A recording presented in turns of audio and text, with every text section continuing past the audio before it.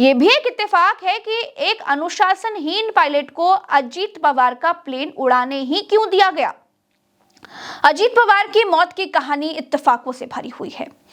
जिस बारामती एयरपोर्ट पर plane crash हुआ, उस एयरपोर्ट के मैनेजमेंट की जिम्मेदारी अनिल अंबानी की कंपनी के पास थी।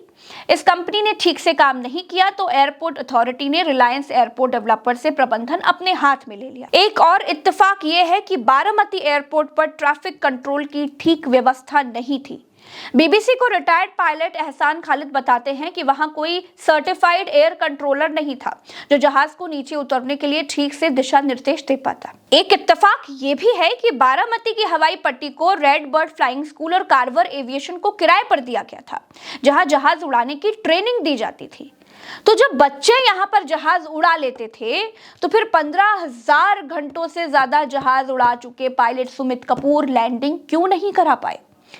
एक इत्तेफाक ये भी है कि डीजीसीए की ओर से जारी बयान में भी कहा गया है कि जब बारामती एटीसी ने लैंडिंग के पहले अप्रोच में विमान के पायलट से पूछा कि उन्हें रनवे दिखाई दे रहा है या नहीं, तो पहले उन्होंने इससे इनकार किया और विमान को बिना उतारे ही उड़ा ले गए।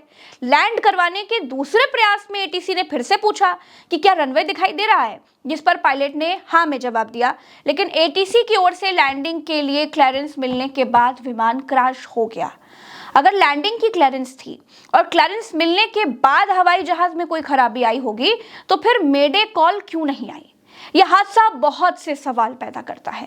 हादसा संदेह के घेरे में है। प्रत्यक्षदर्शी जो हैं वो कहते हैं कि जहाज जमीन पर गिर चुका था और जहाज गिरने के बाद 5 बार उसमें भयंकर विस्फोट हुए।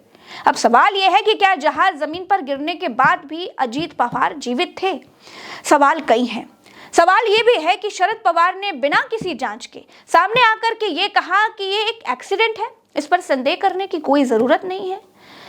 देखिए, एक बात तो क्लियर है कि अजीत पवार महाराष्ट्र की राजनीति में उथल पुथल करने की हैसियत तो रखते थे।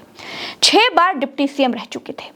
एक बार तो 2019 में जब शरद पवार सोते रह गए थे और अजीत पवार भाजपा के साथ सुबह सुबह 8 बजे ही डिप्टी सीएम की शपथ लेकर चले आए थे। इस बार अजीत पवार 8 फरवरी को एनसीपी का शरद पवार के गुट से विलय करने वाले थे। भाजपा के घोटालों की फाइल उनके पास मौजूद थी, इसका जिक्र वो खुद कर चुके थे। ऐसे में अचानक उनका प्लेन क्रैश हो जाना बहुत सारे सवाल पैदा करता है।